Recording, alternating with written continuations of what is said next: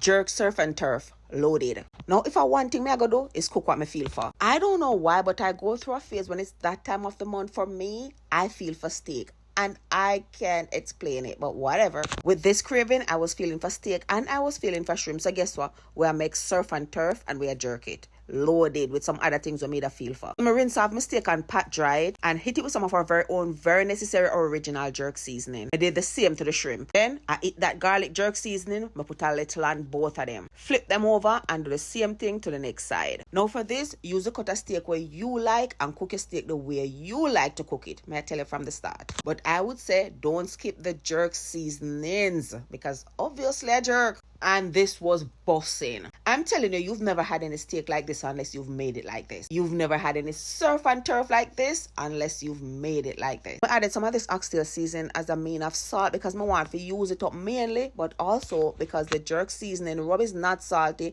and that jerk seasoning is not salty, which is perfect because it allows you to play with the other seasonings. Then I sprayed some of our island spiced oil on them and I took them to the stove. Spray some more island spiced oil in the grill pan. And the first thing I did was add my shrimp. These are colossal shrimp, so they're not your little shrimp, so they take a little longer to cook. I cooked for about 2 minutes on each side before removing them from the pot. I had a nice little char, which I love so much because it creates so much flavor from all that jerk seasoning that got fried in the pot. I removed those and then I added my steak to the sizzling hot pot. And as you can see, these are thin cut steaks. Gave about 1.5 minutes on one side, then I flipped it over to the other side and added some butter and my garlic. You know me love my sliced garlic fried in my butter with my steak. As I wallow everything in the butter and the garlic, I remove the steak because I don't want them overcooked. But as I said before, cook your steak the way you like it. If you like it overcooked, do that. No judgment here. After I removed the steak, I added back the shrimp because like I said, they're colossal and I only cook for 2 minutes on each side. So I wanted to add them back in to get some of the garlic butter sauce. But I add them back for a couple minutes before I remove it and share it out. And like I said, it's loaded. So it's steak with shrimp, so that's the surf and turf. Then there's red onion,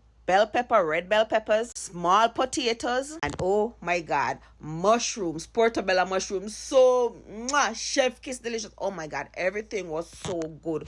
Just what the doctor ordered, just what I was craving. Potatoes were nice and tender. Red or the purple onion, whatever you call it, give it a nice flavor. Bussing. The next video to see I do the onion, peppers, and the mushroom, but this video is all about this.